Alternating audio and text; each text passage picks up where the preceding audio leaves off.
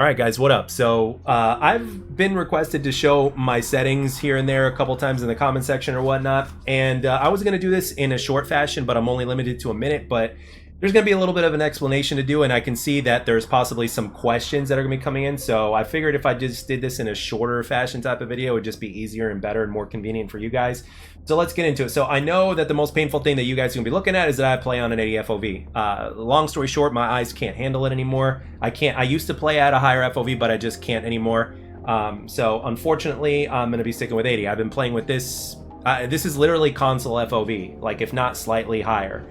So it's all my eyes can handle right now. So I'm sorry for those of you guys that, you know, to where if that bothers you, but that's just the way it is. It bothers me if I go any higher than this or too much higher than that. So I would love to, but at the same time, my eyes just can't handle it anymore. So moving on, ADS field of view is consistent. ADS behavior is on hold. ADS sensitivity transition is instant.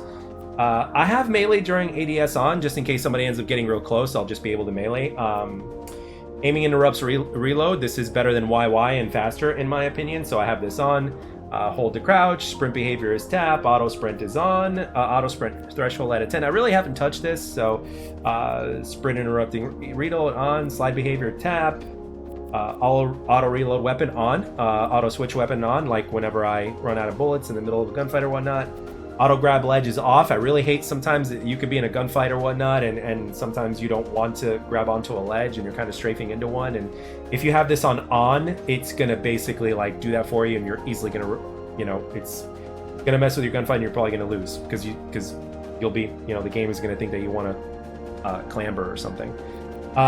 Scoreboard behavior on toggle, and I have all my challenge notifications on. Damage numbers off. But for those of you guys that are interested in terms of how much damage you're doing per bullet, you're going to be able to just, if you turn this on, you'll see it. If you turn this off, you won't. Enemy health bars on. It helps me see the enemies as well.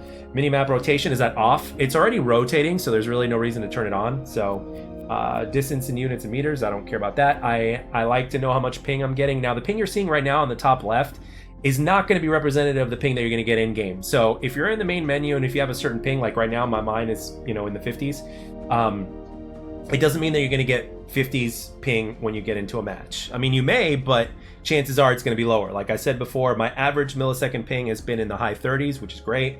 So yeah, just remember, ping display in the main menu doesn't mean that you're going to get that ping when you get into a match. All right, team composition overlay is on, I guess. Okay, so let's go on to controller settings. This is probably what you guys want to see. So I'm gonna go all the way up. My button layout is hurdler, which is basically stick and move. I don't play on with a special controller anymore. I don't play claw. Like an elite controller or a controller with paddles and stuff like that is a thing of the past for me. Don't really need it, especially since custom input is going to be something that's coming to this game afterwards. But if I have stick and move in a game like this, then I really just don't need a special controller at all, to be honest. So moving on to the next one, stick layout is at default. My aim assist is at standard. Aim assist strength is 0 and 0 for the follow. Just left it as it is. Aim response curve type is reverse S curve. This is, I guess, similar to like how it is in Call of Duty. So since Call of Duty is the only other game of this kind that I played, so I just switched it to reverse S curve, and it seems to work out for me. My sensitivity right now is at 45 and 45. I may increase it because even though my sensitivity over the last couple of weeks has gone up tremendously, it's like actually nearly doubled since I started playing these games again. I was preparing with World War II, and my sensitivity has been going up. So because I am an aggressive player, so typically if you're an aggressive player, you're going to want the sensitivity to be higher. If you are a passive player, you're going to be generally lower. So right now I'm sticking with this until I feel the need to increase it, and I may just do that, but we'll see. Let's see. Controller look sensitivity factor. I have this at 0.75. So in other words, when you're ADSing, you know, the sensitivity in comparison to this. So I would say 0.75 is really that sweet spot, because I prefer to have a little bit of a lower sensitivity whenever ADSing, especially with that option now. Because in older Call of Duty games, this was not an option for all of them. For some of them it was. In Black Ops 4 it was, but if you go back and play World War II, unless I missed something, this is not an option. So, or even if you go back further, this was not an option at all. So, my aim scope look, I haven't really touched this. It's at 1. My dead zones on left and right stick, I left these at default. They don't really bother me. So until I start to see something that I don't like, or once I see or learn something, I might play with it, but generally speaking, I think you want these as low as possible until strict drift is eliminated. But for the most part, this is fine. I just left it the way it is. Acceleration speed multiplier. Okay, so this is going to have a little bit of explaining. So this is at 0.25 for me. So as you can see up here, my sensitivity is at 45, right? So when I first got on the game and played, when I went to turn all the way, which is when you peg your stick, and what I mean by pegging your stick is when you move your stick all the way to the left or all the way to the right to where you can hear that clicking sound. Let me put my controller here next to the microphone so maybe you'll be able to hear it. So whenever you hear that, you're basically pegging your stick and you're turning, you're basically, when you do that, you're activating the acceleration speed multiplier. So which means that you'll be able to turn faster whenever you do this. But if you don't peg your stick, and if you move it to like only 90% of the way, but you're not pegging it to where it's not making that sound, you're not going to accelerate this. So now this doesn't apply when you aim down sights. So for those of you guys that like to move your stick all the way when you ADS, this won't apply to it. But because of my accordance with my aim assist over here, excuse me, not my aim assist, my sensitivity, when I was first turning all the way to try to turn on somebody, it was actually moving slower. My acceleration was moving slower than my sense. So this is why I increased it, so that way no matter how I move my stick, it's as even as possible with this. So if I were to increase my sensitivity with this, then obviously this would have to increase as well, probably, at least in theory.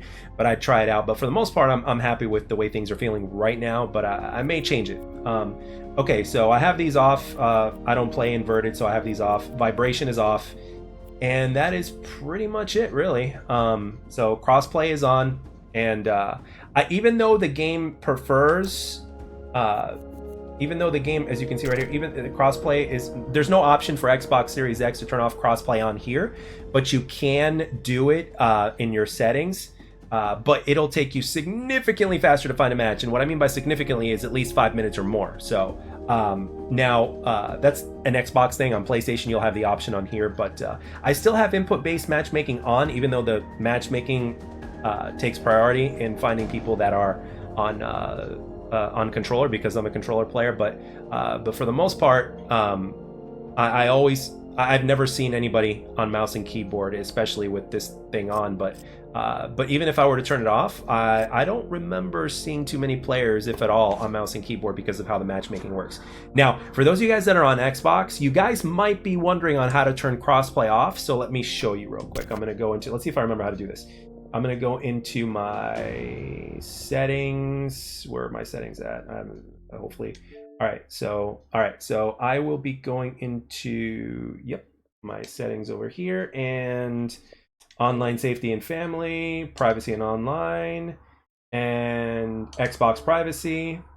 And then over here, I'm going to go to view details and customize, and communication and multiplayer is where you want to be. So you go into here, and then you have to disable this, but this is not the only thing you disable, because I tried it once and it wasn't enough.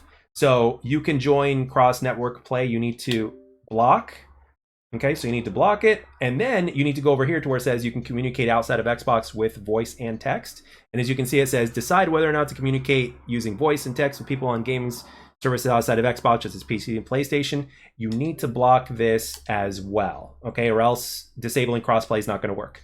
So for those of you guys that are interested in disabling crossplay on Xbox Series X or S, that's how you do it. So these are the two settings you have to change. Now, as you can see, they were not enabled before, so I'm going to put it back to where it was. So yeah, that's basically how you do that. So I thought it didn't work in the beginning, so I thought it was kind of like a I don't know if it was a glitch or if it was something with the game, but then I looked at my other options. I'm like, oh, maybe I have to disable this as well. And once I did, it took significantly longer to find a match.